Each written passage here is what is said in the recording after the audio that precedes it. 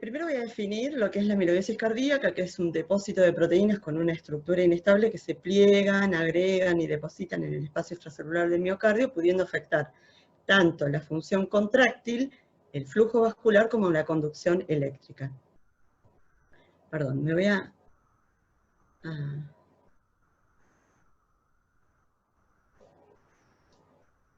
Esperen que estoy complicada, ahí está. Bueno, con esto quiero resaltar que cuando hablamos de amiloidosis cardíaca, uno tiende a pensar solamente en el músculo cardíaco, en el depósito, y no nos tenemos que olvidar que la infiltración también se produce en la aurícula, con la consiguiente formación de trombos, también se produce en el sistema eléctrico, que puede conducir al desarrollo de arritmias, de bloqueos, y también se afecta el flujo vascular, que puede producir microinfartos, que muchas veces son silentes y se ven con los estudios de imágenes. Los subtipos que afectan el corazón, en rojo oscuro pueden ver los tipos de amiloidosis que con mayor predilección tienen en afectar el corazón. La amiloidosis primaria, ahí está. La amiloidosis primaria afecta con gran frecuencia, y la transtirretina también, y la amiloidosis secundaria con menos frecuencia. Si bien nos vamos a focalizar en la forma hereditaria de la transtirretina, voy a hacer un diagnóstico diferencial con estos dos tipos más frecuentes que afectan al corazón. La forma natural, que afecta al corazón en un 100%, la forma de amiloidosis primaria, en la cual se depositan otro tipo de proteínas, en un 50%. Bueno, les voy a dar un pantallazo de la amiloidosis primaria, que es la forma más común en los países desarrollados, que afecta a ambos sexos, que comienza entre los 50 y 60 años, y en este caso lo que se deposita es otro tipo de proteína, que es las cadenas livianas de las inmunoglobulinas, las cadenas kappa y lambda, que cualquier discrasia de células plasmáticas la pueden provocar, y se asocia al mieloma en un 5 a un 15%.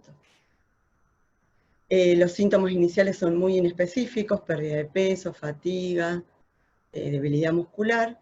El síndrome del túnel carpiano puede estar presente en un 25% de los casos. La insuficiencia renal también está presente como un síndrome nefrótico en el 50% de los casos, y también tiene manifestaciones del tracto gastrointestinal. Uno de los signos característicos es la presencia de macroglosia, que se puede dar en un 20% de los pacientes, que produce digepsia, disfonía, y la púrpura periorbitaria, que aparece ante mínimos traumatismos o maniobras de Valsalva, que da el signo de los ojos de mapache, y que es consecuencia de una fragilidad capilar por el depósito amiloide en los vasos y de una coagulopatía. Esto es una de las banderas rojas de la amiloidosis AL, la presencia de macroglosia, púrpura periorbitaria, tiene baja sensibilidad pero alta especificidad para el diagnóstico de AL. Los mecanismos postulados en la fisiopatogenia de la amiloidosis cardíaca es por un daño tóxico directo que ejercen estas proteínas, con activación del sistema quinasas, todo un estrés oxidativo que produce por último daño celular y muerte celular, y también por el depósito a nivel intersticial que aísla los miocitos y genera la fisiología restrictiva. La afección cardíaca es muy importante porque va a marcar el pronóstico de estos pacientes y deben ser considerados como una emergencia médica, porque es el determinante más importante en el resultado clínico. Tiene una mediana de supervivencia muy baja, de 13 meses, y si ya tiene signos de insuficiencia cardíaca, esto disminuye a 4 meses.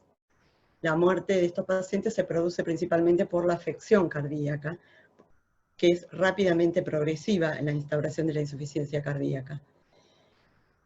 Una forma de medir el pronóstico es a través de los niveles de troponina y NT-proBNP, que son predictores independientes de sobrevida de estos pacientes, y hay un sistema de estratificación. Cuando ninguno de los dos marcadores está elevado, es un estadio 1, estadio 2 cuando uno de ellos está elevado, y estadio 3 cuando ambos están elevados. Esta es una curva de supervivencia que pueden ver que los pacientes con los dos marcadores elevados tienen una sobrevida de 3 meses, que sería esta curva, la inferior. Uno de los dos marcadores elevados, 10 meses, y ninguno de los dos marcadores elevados, que sería esta curva, 26 meses. Esto es con troponina T y esto es con troponina I. Otro marcador pronóstico es la fracción de eyección, que cuando cae por debajo de 50, la sobrevida es menor aún de 3 meses. Sin embargo, no a todos les va tan mal. Yo les voy a contar un caso clínico de un paciente de 51 años con cirugía del túnel carpiano en el 2016. En el 2017 comienza con orina con espuma, era lo que relataba. En el 2018 empieza con signos, ya su disnea habitual, que era clase funcional 2, va progresando rápidamente a clase funcional 4, con dificultad deglutoria y fonatoria por una gran macroglosia, edemas de miembros inferiores, y en el laboratorio se detecta, además de un clínico de creatinina en el límite, una proteinuria en rango nefrótico, los marcadores pro-BNP y troponina muy elevados, y un proteinograma electroforético alterado, una gamapatía monoclonal a predominio lambda. Al examen físico, este paciente tenía hipotensión, con hipotensión ortostática franca, y signos de insuficiencia cardíaca derecha, edemas de miembros inferiores, ingurgitación yugular con reflujo hepatoyugular, y la macroglosia. Este es el electro del paciente. En este electro pueden ver el microvoltaje en el plano frontal, complejos polifásicos en B1, B2, que me hacen sospechar en una secuela en la cara anterior del corazón. Entonces, vamos a ver el ecocardiograma del paciente, en el cual se puede ver que, a ver si arranca, perdón,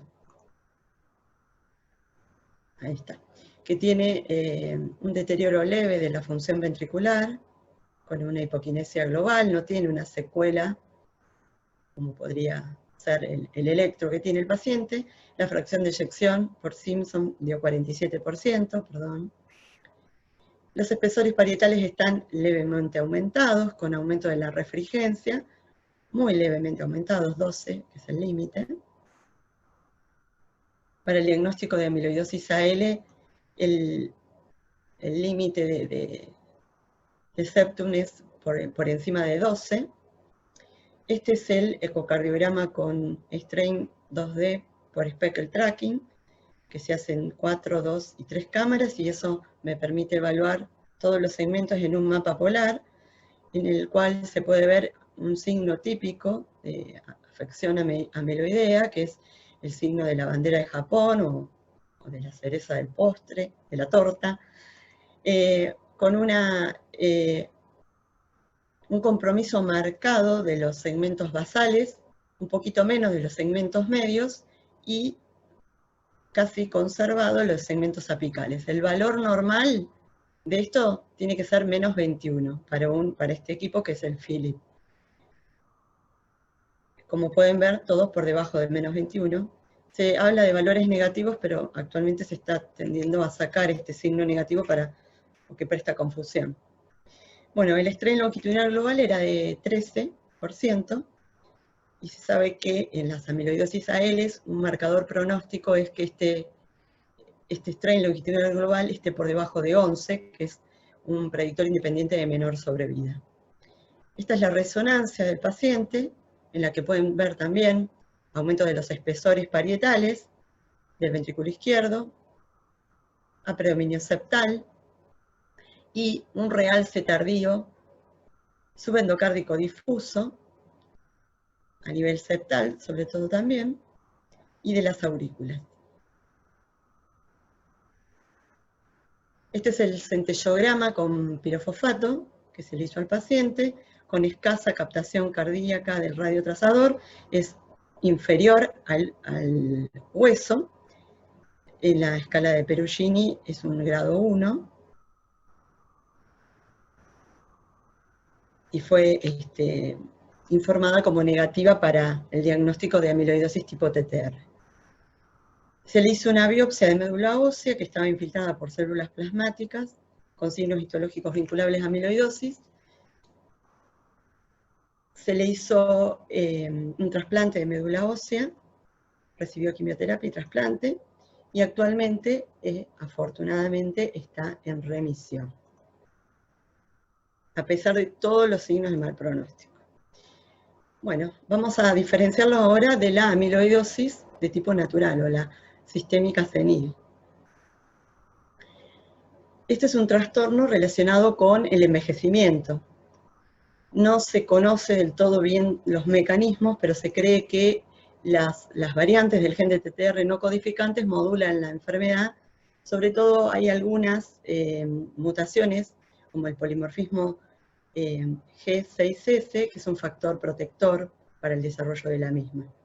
Existe un desbalance entre las proteínas que se envejecen y que no pueden eliminarse, y una resistencia a la acción, a la digestión proteolítica de estas proteínas que tienen una franca predisposición para el depósito a nivel cardíaco. Es una enfermedad esporádica con un inicio típico a partir de los 70 años.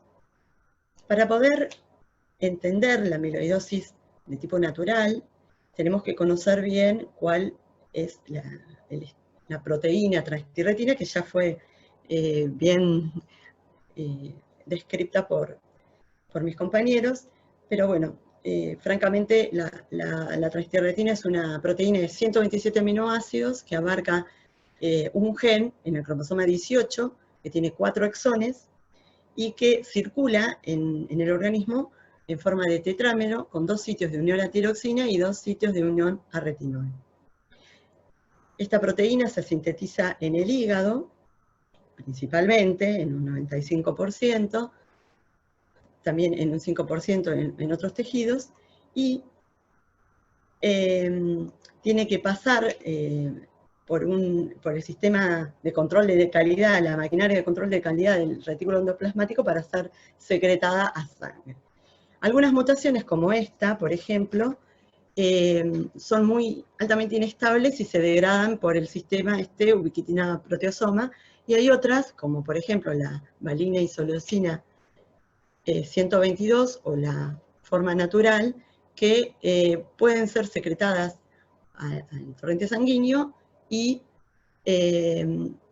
sufren una oxidación por el envejecimiento, que esto genera una inestabilidad hemodinámica, termodinámica, que hace que los tetrámeros se disocien, formando las fibrillas amiloides, y a nivel cardíaco, estas fibrillas y la TTR soluble sin ligando se puede unir a través de unos receptores que son receptores de productos de glicosilación avanzada, que son receptores de inmunoglobulinas ricos en pliegues beta, y entran a la célula cardíaca produciendo toda una cascada de acontecimientos que provocan la muerte celular, apoptosis, difusión y muerte celular.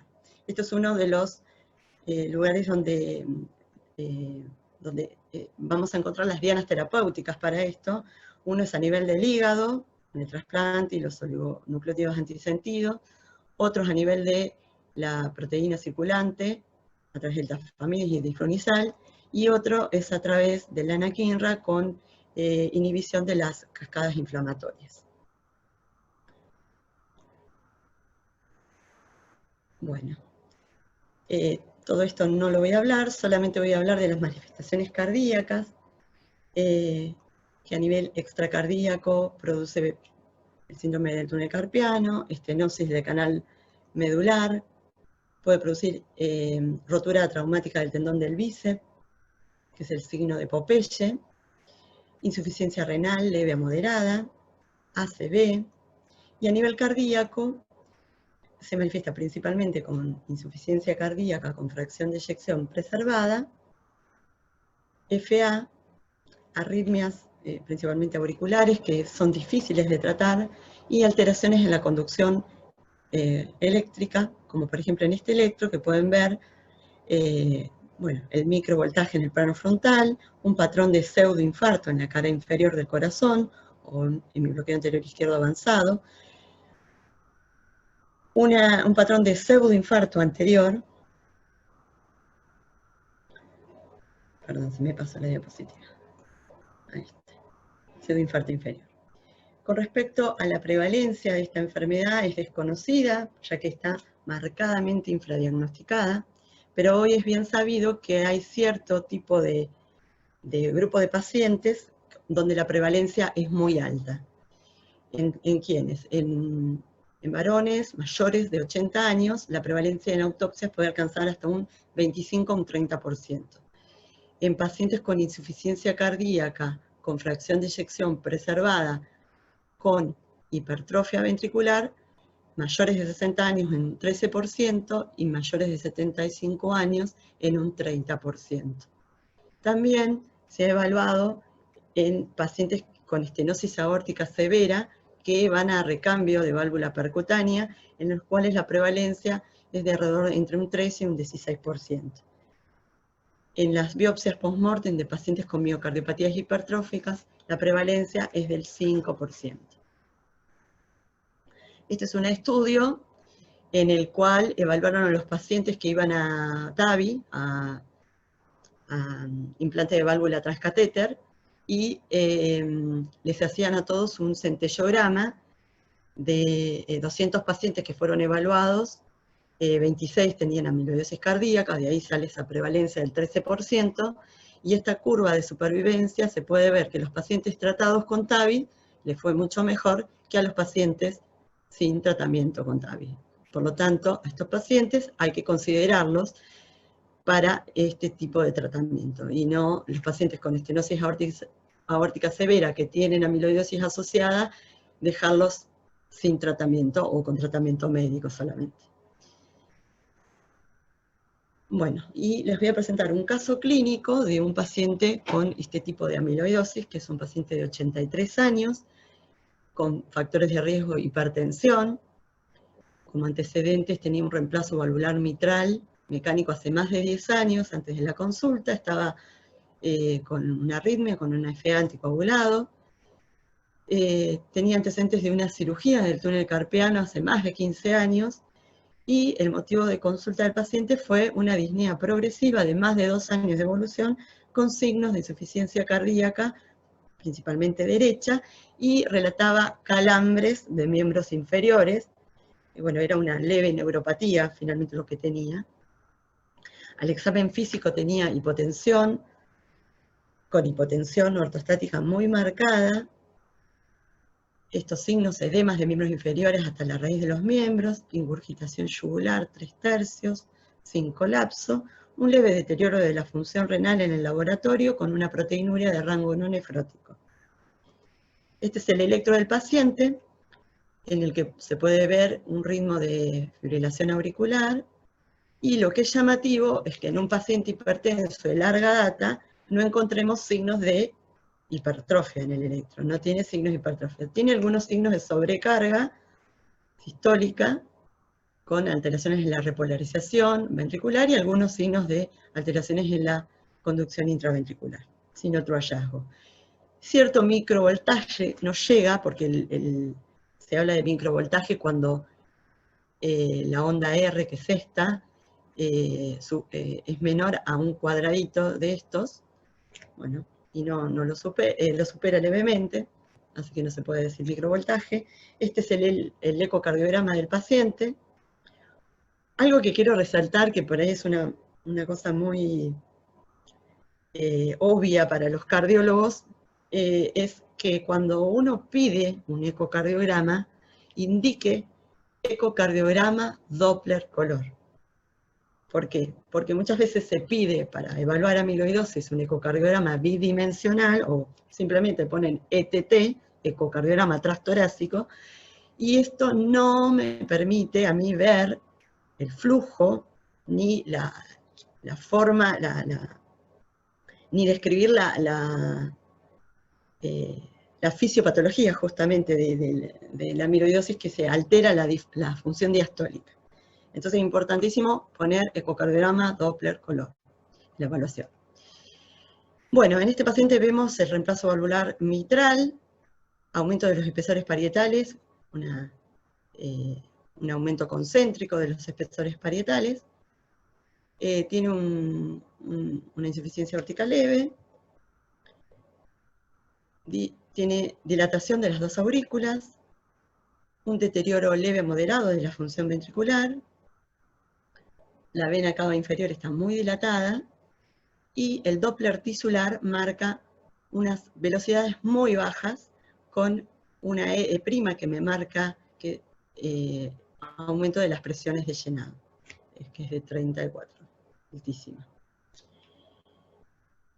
En esta imagen pueden ver 4 cámaras, el deterioro de la función ventricular, bueno, lo mismo, insuficiencia aórtica leve, y este es el mapa polar del paciente, también el mismo signo, conservación de los segmentos apicales, un poquito menos de los medios, y mucha afectación de los segmentos basales. El strain longitudinal global promedio del paciente era de 11. En el caso de la amiloidosis TTR, un valor de strain por debajo de 14 tiene valor pronóstico adverso, y el strain por debajo de 10 se relaciona con el realce tardío con gadolinio en la resonancia. La evolución de este paciente no fue tan buena como el anterior. Inicialmente respondió a tratamiento diurético, tuvo como complicación que se le bloqueó el sistema de conducción, hizo una FA bloqueada, requirió marcapaso. En todo este tiempo se hizo el diagnóstico, se confirmó el diagnóstico por biopsia de grasa abdominal, se le hizo un SPECT con pirofosfato que dio un grado 3, se le hizo secuenciación del gen que fue negativo, tuvo una internación por insuficiencia cardíaca descompensada y posteriormente al alta tiene una muerte súbita en el domicilio. Entonces, la bandera roja de la amiloidosis TTR, síndrome del túnel carpiano, asociado a cardiomiopatía, asociado a valvulopatía, a trastornos del ritmo, a la hipertensión curada, que es otro signo, que el paciente en general no se curan de la hipertensión, se trata pero no se cura, es un signo de amiloidosis wild type. Si hacemos diagnóstico diferencial con la amiloidosis AL, la progresión de la insuficiencia cardíaca es más lenta, la esperanza de vida es más larga, la masa ventricular es mayor, hay mayor depósito de calcio, y se cree que esto tiene alguna relación con que la gammagrafía en la amiloidosis AL es negativa, y en la amiloidosis TTR es positiva. Quizás también tenga que ver con la instauración, que es mucho más lenta y permite el depósito. Bueno, y en cuanto al tratamiento de la insuficiencia cardíaca, que es el mismo, pero el tratamiento específico, uno es erradicar la célula plasmática clonal que produce la cadena liviana, y en el otro es un tratamiento específico con Inoter, Empaticiran, Otafamidis. Hay escalas pronósticas, además de la troponina T y el NT-proBNP. En el caso de la amiloidosis AL se utilizan las cadenas livianas, y en esta curva de Kaplan-Meier pueden ver que la amiloidosis TTR tiene mejor pronóstico que la amiloidosis AL. Y, por supuesto, con tratamiento, mejor pronóstico que sin tratamiento. Bueno, con respecto a las amiloidosis hereditaria,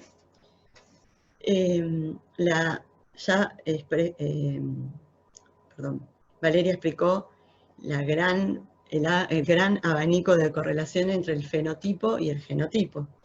Yo me voy a focalizar en las que producen mayor compromiso cardíaco, que son la trionina 60-alanina, la leucina metionina 111, la isoleucina 68-leucina, y la valina 122-isoleucina, que es la más frecuente de compromiso cardíaco. Y la VAL30-MET, de presentación tardía, que es la que también produce el compromiso cardíaco. Las amiloidosis no TTR, no Val-Trentamet, perdón, TTR, no Val-Trentamet, son las menos estudiadas.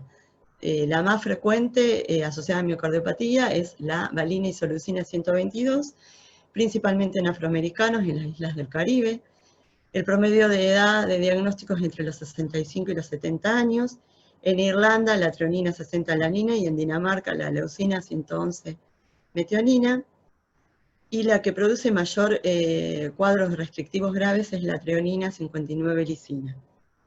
En el estudio NeuroTTR, sin embargo, la treonina 60-alanina fue la segunda en frecuencia después de la Val-Trentamet. Con respecto al ecocardiograma, ha sido la piedra angular en la evaluación cardíaca no invasiva de estos pacientes. Entonces, inicialmente estos pacientes tienen disfunción diastólica leve, que esto en mayores de 60 años puede estar presente y no tener ninguna implicancia. Lo evaluamos con una relación EA menor a 1. A medida que progresa la enfermedad se va haciendo un patrón pseudonormal en el que se invierte esta relación EA mayor a 1, que el patrón inicialmente es reversible y que en fases siguientes se va haciendo restrictivo con una relación EA mayor a 1,5 y el mayor compromiso cuando existe ausencia de la variación respiratoria normal, cuando los valores por Doppler tisular disminuyen por debajo de 7, y las presiones de llenado se aumentan, la E' se aumenta. Con respecto a las características, este patrón moteado del músculo cardíaco, el aumento del espesor de los músculos papilares, esa hiperrefrigencia que tiene el músculo cardíaco, puede haber derrame pericárdico, leve a moderado, engrosamiento de las valvas auriculoventriculares,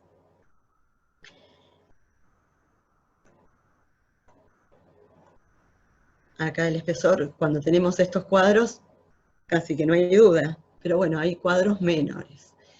La dilatación biauricular, y como cuadros más raros, la necrosis de los miocitos puede producir fibrosis intersticial, y que se puede ver en estas imágenes, una hiperrefrigencia subendocárdica en una paciente que no tenía alteraciones coronarias. La dilatación de la vena cava, con ausencia de colapso inspiratorio, y la infiltración de las aurículas que dejan de funcionar, dejan de contraerse y funcionan como un tubo simplemente, que favorecen la formación de trombos. El tromboembolismo puede ser la manifestación temprana de la enfermedad. La prevalencia de trombos intracardíacos es alta, en un 30%,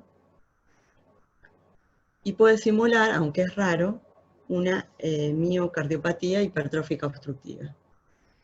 Esto a veces obedece a tensión arterial baja. El paciente con disautonomía es frecuente que tengan tensión arterial baja, y la disminución de la precarga produce disminución del volumen de fin de diástole, y como mecanismo compensador se produce taquicardia refleja para intentar compensar y continuar con esta fracción de eyección conservada, que persiste hasta estadios muy avanzados de la enfermedad.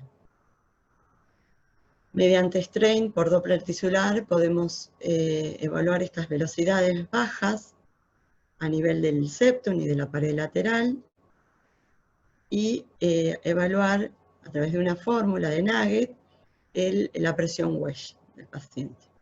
El strain 2D por speckle tracking es muy importante en la evaluación de estos pacientes, ya que las fibras longitudinales, que son las que primero se afectan en la amiloidosis, son las responsables de la disminución del strain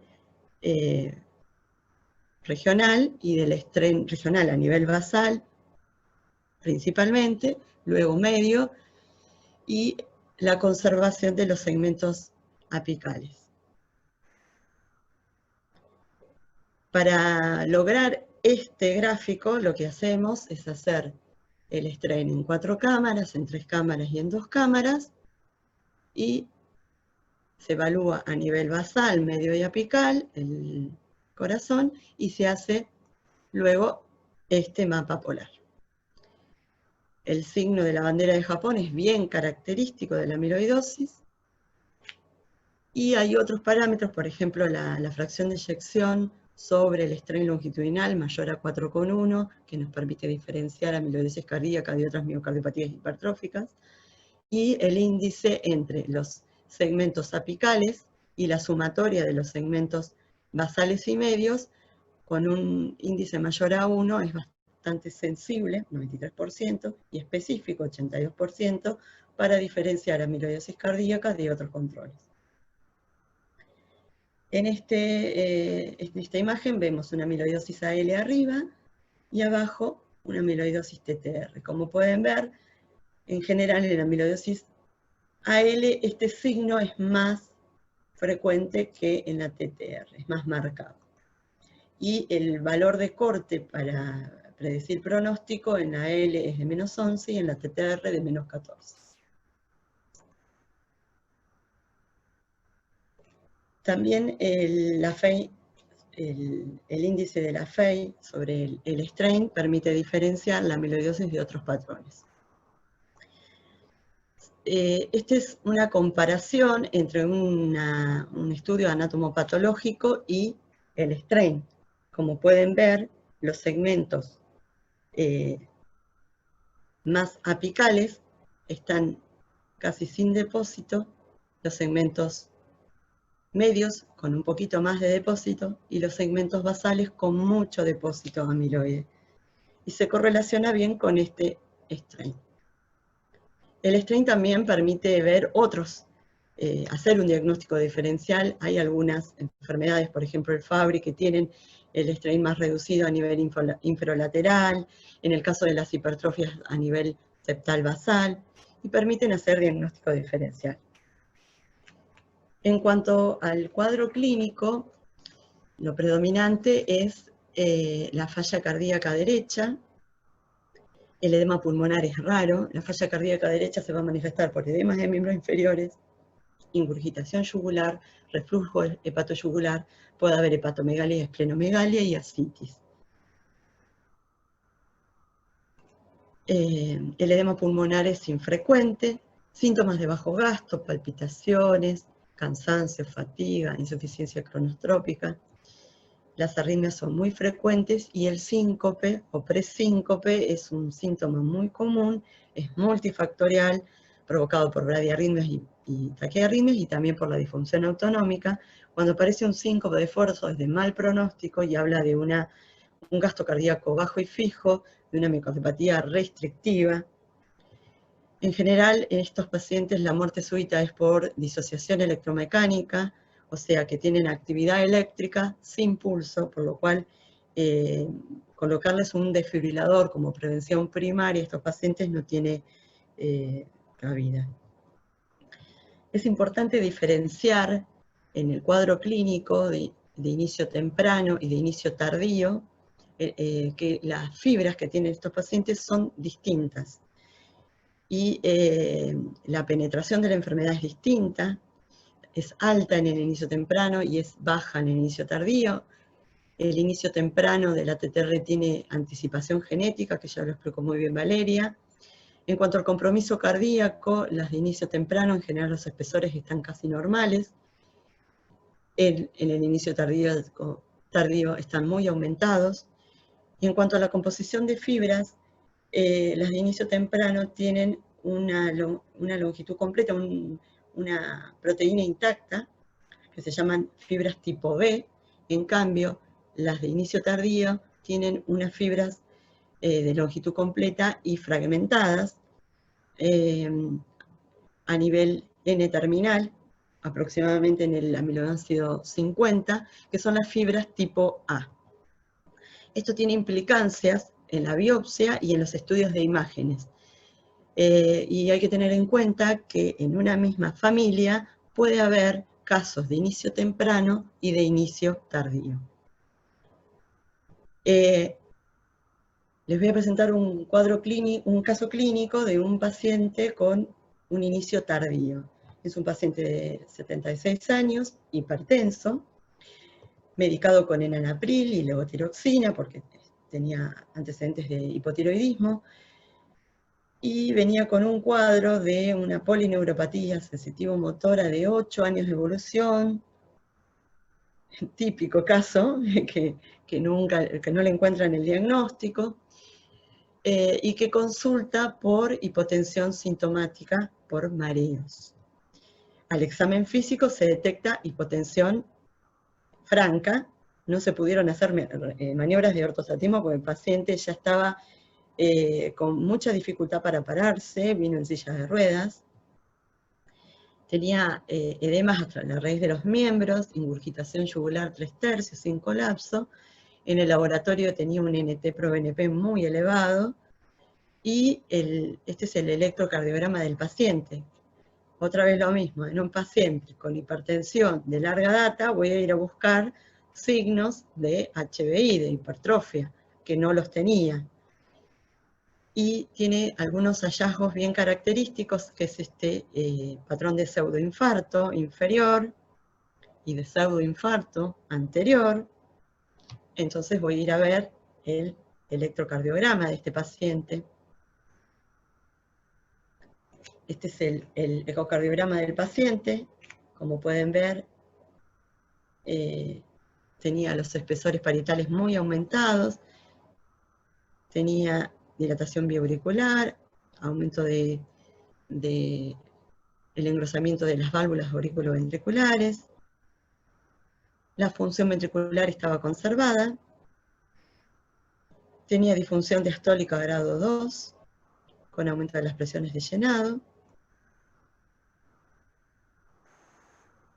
el strain longitudinal global estaba muy reducido, -9, para un valor normal de -21, con el signo característico de la bandera de Japón, con un índice strain mayor a 1 y un índice Fay strain mayor a 6.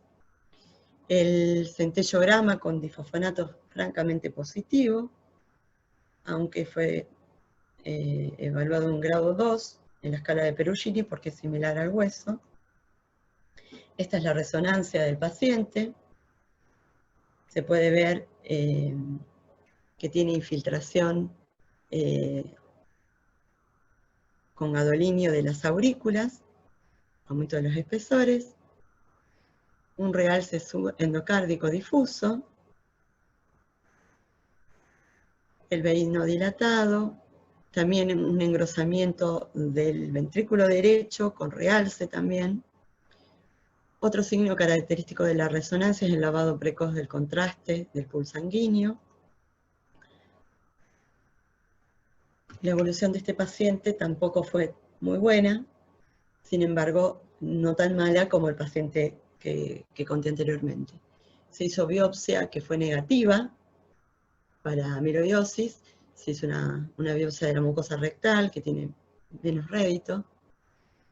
Se confirma el diagnóstico molecular de la mutación Val30-MATE en el cromosoma 18, se suspende por supuesto el enalapril, que no tiene ningún beneficio en este paciente. Desde el punto de vista neurológico no es buen candidato a trasplante, y desde el punto de vista cardiológico tampoco es buen candidato a trasplante cardíaco por la gran afección multiorgánica, y lamentablemente fallece en el domicilio. Este es el árbol genealógico del paciente. Como pueden ver, baja penetrancia de la enfermedad, no tiene antecedentes en la familia, y se le estudió a sus hijos, 1 de 3 positivo para la mutación, asintomático. Bueno, una de las banderas rojas entonces, hipertensión curada, polineuropatía más miocardiopatía, ausencia de hipertrofia en el electro, baja penetrancia, es una de las banderas rojas de la amiloidosis hereditaria de presentación tardía. Y ahora les voy a presentar otro cuadro clínico de una paciente, en este caso femenina, de 40 años de edad, tabaquista, antecedentes de muerte súbita en el padre y en la abuela, que tiene una polineuropatía sensitiva en manos y pies. El motivo de consulta era una evaluación pretrasplante hepático. Tenía escasos síntomas autonómicos y relataba mareos y palpitaciones. Este caso lo traje básicamente porque fue la paciente que me motivó a estudiar y porque es bastante frecuente que los cardiólogos por lo menos nos lleguen pacientes para evaluación prequirúrgica de distintos tipos de cirugías. Y bueno, yo en ese momento no conocía mucho de la enfermedad y me llamaba la atención. Fui a buscar el hepatograma de la paciente, que no estaba alterado, no tenía nada, y me preguntaba por qué le iban a cambiar el hígado a una paciente con hígado normal. Entonces me motivó a estudiar la enfermedad. Esta paciente no tenía signos de ortostatismo, el laboratorio no tenía ninguna particularidad, el electro en ese momento no me llamó mucho la atención, pero retrospectivamente viéndolo, tiene microvoltaje en el plano frontal y tiene mala progresión de R, que de acuerdo a uno dónde pone los electrodos, a veces se puede ver la R o no en esta misma paciente, y es el patrón de pseudoinfarto en la cara anterior del corazón. El ecocardiograma de la paciente del 2017 era completamente normal, con función normal, con diámetros normales, con función diastólica normal. Pero bueno, como ya relataba, este strain se lo hice en forma retrospectiva y fue normal completamente, un strain de 23, todos los segmentos son normales, basal medio apical. Se le hizo un centellograma que fue negativo para la amiloidosis TTR, y como relataba palpitaciones, le pedí un Holter de 24 horas que, en lo que se puede ver, hace un bloqueo AB de segundo grado, tipo Wenckebach, o sea que va prolongando el PR hasta que corta, y un bloqueo AB2.1, tanto diurno como nocturno, por lo tanto tenía indicación de colocar un marcapaso definitivo. Antes de colocarse el marcapaso se le pidió una resonancia. En la resonancia se puede ver que a pesar de que el centellograma fue completamente negativo, la paciente tenía realce positivo en las aurículas, el miocardio era normal, con función sistólica conservada, con diámetros normales. Este es el ecocardiograma que se hizo post colocación de marcapaso, que empezó a tener un derrame pericárdico leve, que inicialmente se pensó que era por la colocación del marcapaso, y se hizo un seguimiento estricto, no evolucionó, quedó con ese derrame pericárdico permanente. Y en esta imagen se puede ver el aumento de la ecorefrigencia a nivel del pericardio visceral y parietal. El strain en ese momento era de menos 18.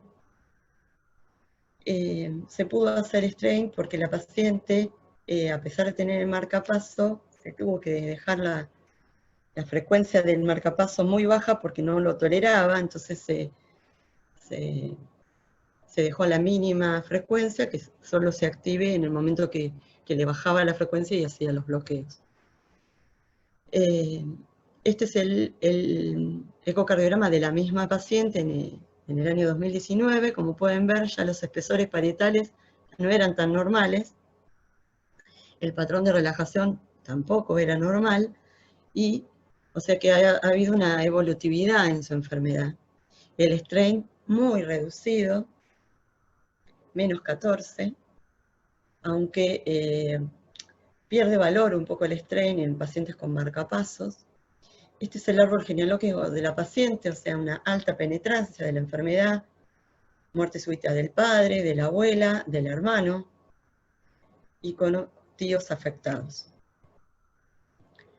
Entonces, presentación precoz, alta penetrancia, polineuropatía más trastornos de la conducción eléctrica, hay que pensar en amiloidosis cardíaca.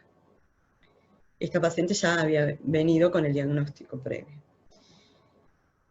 Bueno, les voy a contar algunos signos más de los métodos de imagen. En el caso de la resonancia cardíaca, es la técnica de imágenes ya establecida para el diagnóstico de miocardiopatías. El aspecto más sobresaliente que tiene es el enfoque tridimensional para cuantificar volúmenes, espesores, masa. Es más preciso y reproducible que el ecocardiograma transtorácico. Tiene alta sensibilidad de especificidad. Como limitaciones es más costosa, menos disponible. No se puede usar en pacientes que tienen marcapasos o CDI, salvo que sean los nuevos dispositivos que son resonables. No se puede usar en pacientes que tienen un clínico de creatinina por debajo de 30, con contraste, porque el gadolinio puede producir fibrosis sistémica nefrogénica. Sí se puede hacer el T1 mapping, que en Argentina no se hace en muchos lugares. Y el gadolinio, al ser un agente de contraste extracelular, que en condiciones normales no se retiene en el miocardio, en el caso de la amiloidosis queda muy retenido en el músculo cardíaco y por eso lo hace un marcador tan importante en la amiloidosis. Hay un corto retraso después de la administración de contraste para obtener las imágenes óptimas y se ve que la señal del miocardio normal se anula o se suprime en las imágenes de realce tardío, pero debido a que está el contraste retenido difusamente en esta patología, es difícil de lograr esto y queda, hay distintos patrones que son como más patognomónicos, por ejemplo el subendocárdico global, pero que se ve solamente en un cuarto de los pacientes, el patrón transmural, que es el más frecuente, pero el que tiene peor pronóstico evolutivo, y un patrón parcheado que es menos frecuente. Existen falsos negativos, por cuestiones técnicas, y existe también la posibilidad de ausencia de realce en un 15%. También hay patrones típicos que pueden diferenciar, hacer el diagnóstico diferencial con otras miocardiopatías, por ejemplo, bueno, en endomiocardiofibriosis, un patrón también subendocárdico difuso, pero con obliteración de la punta del corazón, en la miocarditis un patrón subepicárdico, en el infarto subendocárdico e intramiocárdico, en el Fabry un patrón subendocárdico pero a nivel inferolateral. Este sería en la amiloidosis, subendocárdico difuso y en las aurículas. En la sarcoidosis un patrón más focal. Este es un caso atípico de una paciente que sigo que tenía un realce tipo isquémico, no isquémico necrótico, subepicárdico, más parecido a un Fabry, pero bueno, me obligó a descartar patología coronaria que tenía coronarias sin lesiones. Entonces, siempre surgen muchos interrogantes para el diagnóstico, sobre todo en los pacientes con la presentación precoz, que era el caso, una paciente con presentación precoz de la enfermedad. Entonces, lo que yo recomiendo es un algoritmo para cardiólogos, sería que si tienen pacientes con insuficiencia cardíaca, con fracción de eyección preservada, trastornos de conducción, arritmias auriculares, estenosis aórtica degenerativa, con hallazgos sugestivos en el electro, en el eco y biomarcadores elevados, se le haga una gamografía. Si la gamografía es grado 0, sea negativa, o grado 1, se le haga un proteinograma, que si el proteinograma es normal, se descarta la amiloidosis TTR y la amiloidosis AL, pero en los pacientes con presentación, o sea, en los menores de 50 años, el proteinograma no descarta, la gamografía no descarta. En estos casos tendríamos que hacerle un PET marcado con carbono 11, con el marcador, se me fue. Bueno, después se los digo porque se me borró. Con el compuesto de Pittsburgh, ahí está. Y si el proteinograma me da alterado, considerar la resonancia, que a veces no está disponible en todos los lugares, y si está alterada, que tenga una evaluación especializada por cardiólogos, hematólogos, para confirmar las proteínas monoclonales, las cadenas ligeras, inmunofijación en suero y en orina, para diagnosticar una amiloidosis AL. En el caso de que la gamografía me da un grado 2-3, sospechar la amiloidosis por TTR, hacerle el estudio genético. Si el estudio genético me da negativo, descarto la amiloidosis hereditaria, y si me da positivo, la confirma.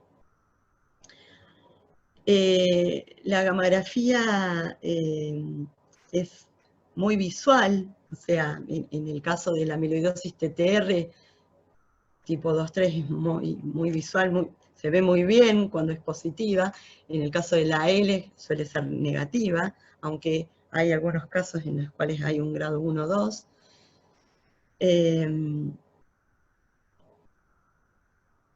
La gamografía con fosfatos y un estudio de 121 pacientes en los cuales cuando el radio, o sea, la diferencia entre el corazón y el pulmón contralateral era menor a 1,6, tenían mejor sobrevida que los pacientes con un ratio mayor a 1,6. Lo que hay que tener en cuenta es que la gamografía con difosfonatos marca bien las fibrillas tipo A, o sea, las amiloidosis de presentaciones tardía, pero no marca bien las fibrillas tipo B, que son las que la presentación temprana. Los difosfonatos tienen una captación preferencial para las tipo A. Esta es la escala visual, score 0, no se ve el corazón, se ve el hueso. Grado 1, se ve el hueso y un poquito el corazón. Grado 2, se ve el corazón igual que el hueso, y grado 3, se ve más el corazón que el hueso. Básicamente es la escala de Perugini. Tiene una sensibilidad y especificidad alta también para el diagnóstico de amiloidosis TTR, sobre todo la tardía. Y yo me preguntaba qué hacía con estos pacientes que tenían esto, o sea, realce y gamografía negativa. Y una es hacer la biopsia endomiocárdica, un estudio invasivo, y la otra sería hacer la tomografía con emisión de positrones, el PET, con el compuesto B de Pittsburgh, que acá en Argentina en un solo lugar se hace. Es un derivado de la tioflavina, marcado con carbono 11, que detecta depósitos cardíacos. En estas imágenes pueden ver, este es un grupo de pacientes con fibras tipo A, en la cual se ve tanto con el PET como gamografía que se marca el corazón. Este es un grupo de pacientes con fibras tipo B, en la cual se marca con el PET, pero no se marca con la gamografía. Y estos son controles sanos.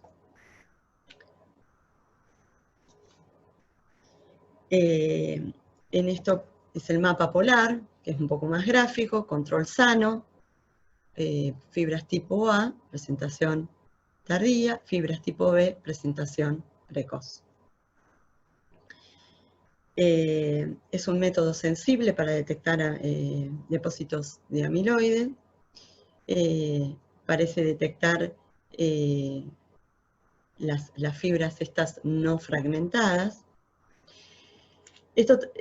Por eso conocer la composición de las fibras es muy importante. Yo me preguntaba cuál era cuál era la razón por la cual no se han investigado ampliamente la implicancia de los fragmentos TTR, ya que tienen tanto impacto en afinidad por varios trazadores, incluso para la biopsia. Y uno de los motivos es que el anticuerpo actualmente utilizado no reconoce los fragmentos C-terminales, que son los que están más frecuentemente en las fibras tipo A. Y sí reconoce los fragmentos N-terminales, presentes en pequeñas cantidades. En cuanto a la biopsia endomiocárdica, que es un estudio invasivo, que se hace por la técnica de Seldinger por vía yugular o por vía femoral, en centros experimentados tiene un riesgo bajo. La biopsia negativa no excluye el diagnóstico de amiloidosis, eso hay que tenerlo en cuenta. Si bien es el gold estándar, el compromiso cardíaco puede ser parcheado, entonces puede ser que el punch que nosotros extraemos del paciente justo no tenga afectación cardíaca, salvo que el compromiso sea muy generalizado. Si bien la especificidad es muy alta. Tiene complicaciones en un 0,3 a 4% de los pacientes, arritmias, reacciones vagales, perforación cardíaca, hemopericardio, neumotórax, trombosis, bueno, sangrado en el sitio de punción, ACV. Y si tenemos signos típicos en el ecocardiograma y podemos demostrar el depósito amiloide en otros tejidos, el diagnóstico de amiloidosis cardíaca puede darse como válido. Y la gamografía con difosfonatos y el PET, en este caso también, demostraron ser confiables. Si bien el PET fue evaluado en una pequeña cantidad de pacientes, una vez excluida la amiloidosis AL, es confiable guiarnos por este método. Las fibras tipo B se han encontrado en la mutación Val30Met y en la tirosina 114 cisteína, perdón, y las fibras tipo A se encuentran en la wild type, en la amiloidosis Val30Met de inicio tardío, y en 27 mutaciones más. O sea que de las más de 120 mutaciones que se conocen, solo 29 han sido establecidas el tipo de fibrillas. Y en esta biopsia endomiocárdica se puede ver que las fibras tipo A tienen menor afinidad también por el rojo Congo, y la birrefringencia es débil, y en el caso de las fibras tipo B tienen mayor afinidad por el rojo Congo y una birrefringencia mayor. Bueno, una forma de evaluar la sobrevida de estos pacientes es a través de un índice que el Centro Nacional de Amiloidosis del Reino Unido creó con una estadificación en 3 etapas a través del NT-proBNP y de la tasa de filtrado glomerular. Cuando el NT está por debajo de 3000 y el filtrado glomerular por encima de 45, se habla de un estadio 1 y la media de supervivencia es de 69 meses. En pacientes de estadio 2 se habla cuando uno de los dos marcadores está alterado, con una supervivencia de 47 meses, y un estadio 3, cuando ambos marcadores están alterados, que cae drásticamente la curva de supervivencia a 24 meses. Las causas más frecuentes de muerte de estos pacientes, wild type, es la desnutrición, la caquexia, las infecciones, la insuficiencia renal y el daño cardíaco. En cuanto al tratamiento, bueno, ya mis colegas han hablado de que implica un enfoque multidisciplinario, de muchas especialidades, y tiene 2 objetivos: el soporte médico de los síntomas y el tratamiento específico de la enfermedad. En cuanto al tratamiento de la insuficiencia cardíaca, hay 3 pilares: mantener la eugalemia, medidas higiénico-dietéticas y diuréticos.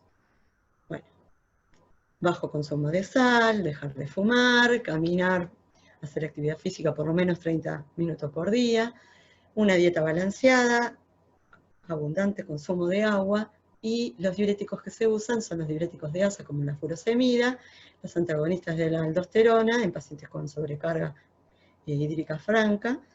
Se debe disminuir o suspender los fármacos que deterioran los mecanismos compensadores, como son los betabloqueantes, ya que uno de los mecanismos que tienen estos pacientes compensador es aumentar la frecuencia cardíaca, que se traduce a través de la taquicardia, y que puede reducir drásticamente el gasto cardíaco. Se pueden dar dosis bajas de ARA2 o IECA en pacientes que tienen hipertensión, que son los menos, porque mejora el flujo cardíaco y la perfusión renal. Están contraindicados los bloqueantes cálcicos y la digital, porque se cree que se unen a las fibrillas amiloides y pueden potenciar la toxicidad del fármaco. En cuanto al manejo de las arritmias, se pueden usar igual betabloqueantes a bajas dosis. El riesgo tromboembólico de estos pacientes es muy alto. No nos tenemos que guiar por el CHA2DS para anticoagular a los pacientes. Siempre se debe anticoagular si presentan FA. Si se comprueba que tienen mala función auricular por el Doppler transmitral, aún en ritmo sinusal se debe anticoagular a los pacientes. La amiodarona es bien tolerada, es útil y es segura en estos pacientes para control de la frecuencia. El CDI en prevención primaria no demostró mejorar la supervivencia, sí en prevención secundaria, o sea, un paro cardíaco reanimado o en arritmias ventriculares detectadas por Holter. En cuanto al implante de marcapasos, si presíncope o un bloqueo de alto grado, un trifascicular, se debe implantar. En cuanto al tratamiento específico, ya mis compañeros también han hablado, se puede actuar a nivel del hígado, con el trasplante hepático, los silenciadores genéticos, a nivel de la estabilización de la transtirretina, o a nivel de la eliminación de los depósitos, que acá en Argentina no hay ninguno de estos fármacos, los de eliminación del depósito. La terapia, el trasplante cardíaco tiene un papel minoritario por la naturaleza multiorgánica de la transtirretina. En el caso de la wild type, la edad avanzada, y en el caso del fenotipo exclusivamente cardíaco se debe reconsiderar el papel del trasplante cardíaco aislado. En cuanto al trasplante hepático, desde los años 90 se han hecho más de 2000 trasplantes, se elimina la producción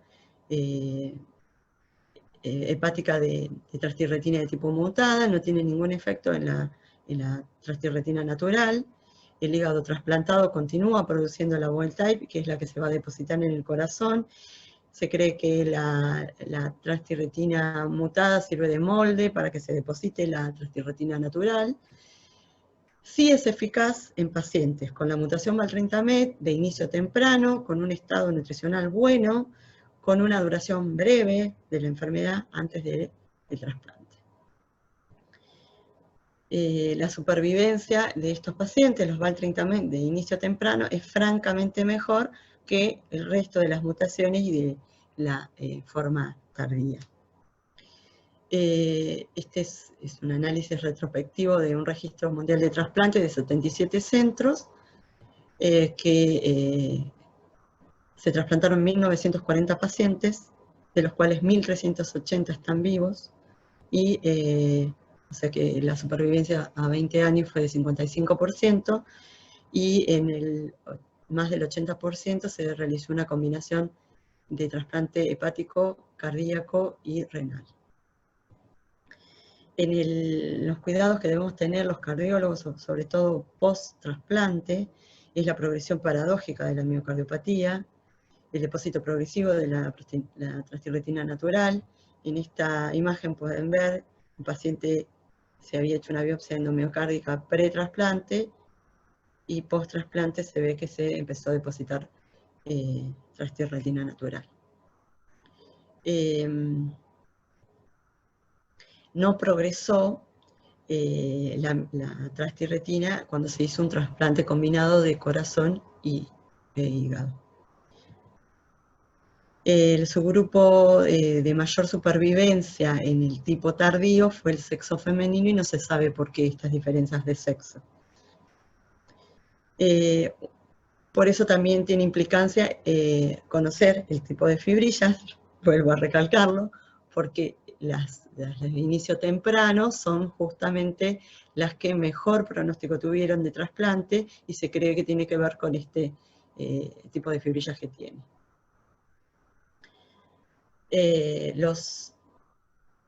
La terapia de silenciamiento genético se basa en el descubrimiento de los ARN pequeños de interferencia y su capacidad de unirse a las secuencias de ARN complementario y de degradarlo. En el caso del paticirán, el ARN es procesado por un complejo que se une a nivel del citoplasma de la célula una vez endocitada, que es el complejo RISC, y una de las barreras que tienen estos fármacos es la baja estabilidad y la dependencia de las enzimas de la célula, del huésped, para su activación y para el reconocimiento del ARN mensajero diana. Entonces, se ha desarrollado muchas estrategias para la modificación química y para la vectorización mediante nanopartículas, como es en este caso, las nanopartículas lipídicas, que están formadas por unos lípidos catiónicos con carga muy positiva, que permiten que los complejos de ácidos ribonucleicos que tienen una carga muy negativa queden ahí y se puedan opsonizar a través de marcadores que tiene la célula, como es la apolipoproteína E, que facilita la unión a estas lipoproteínas de baja densidad de los hepatocitos, se endocitan y una vez que están dentro del citoplasma, se activan y degradan tanto el ARN mensajero, o sea, degradan el ARN mensajero, por lo tanto, disminuyen tanto la producción de la proteína nativa como la proteína mutada. Actualmente hay un protocolo que evalúa el paticirán en fase 3, que se están reclutando pacientes con miocardiopatía, y es un estudio en fase 3, doble ciego, controlado con placebo, y se van a evaluar 80% de pacientes con wild type y 20% con amiloidosis de tipo hereditario. Y esto se empezó a estudiar primero en la polineuropatía, en el estudio primario del Apolo, en el cual se demostró mejoría significativa de la neuropatía y mejoría significativa de la calidad de vida de estos pacientes a partir de los 9 meses y con mejoría franca a los 18 meses, con reducción de la trastiraretina en suero. En cuanto al inotersen, que es un inhibidor de oligonucleótidos antisentido, que causa degradación también de los dos tipos de trastiraretina en los tejidos, fue aprobado por la FDA en octubre del 2018, en Estados Unidos y en la Unión Europea está aprobado para el uso neurológico, no para uso cardiológico, a través del estudio fase 3 en NeuroTTR. Bueno, y acá seguro va a surgir la pregunta, ¿qué tiene que ver si el paciente es uno solo, no? Tiene afectación de todos los órganos, pero bueno, esas son las cosas que uno no entiende, que aprueban para uso neurológico y no para uso cardiológico. Pero bueno, para eso están estos estudios grandes, como el NeuroTTR, que incluyó 172 participantes en distintos países, en los cuales Argentina incluyeron 7 pacientes. En este estudio se evaluó que un 63% tenía miocardiopatía, y por eso se va a seguir con el estudio en inotersen en cardiopatía. Primero se evaluó en pocos pacientes, 33 pacientes, 10 con forma hereditaria y 23 con forma nativa, y en este estudio demostraron que disminuye la masa ventricular y disminuye o sea, aumenta la caminata de 6 minutos,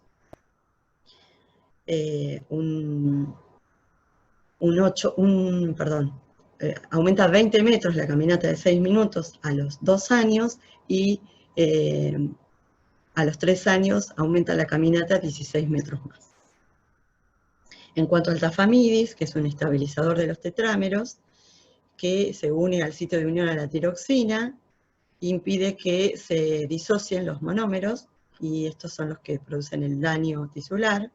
Actualmente está aprobado en Europa, en Japón, en México, en algunos países de América del Sur, y en Estados Unidos no está aprobado para la polineuropatía, está aprobado para la cardiopatía.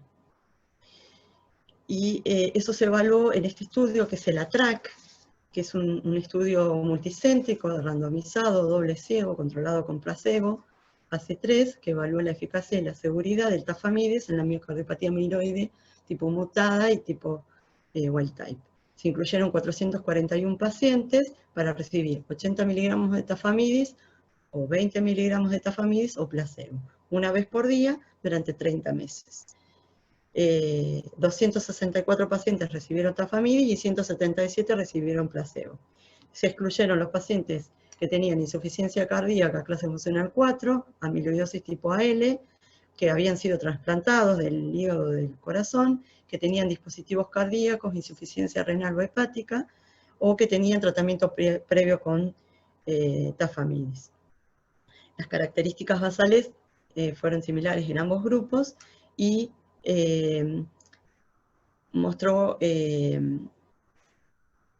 disminución del riesgo cardiovascular, sobre todo en la clase funcional 1 o 2, no tanto en la clase funcional 3, tendencia a empeorar el pronóstico.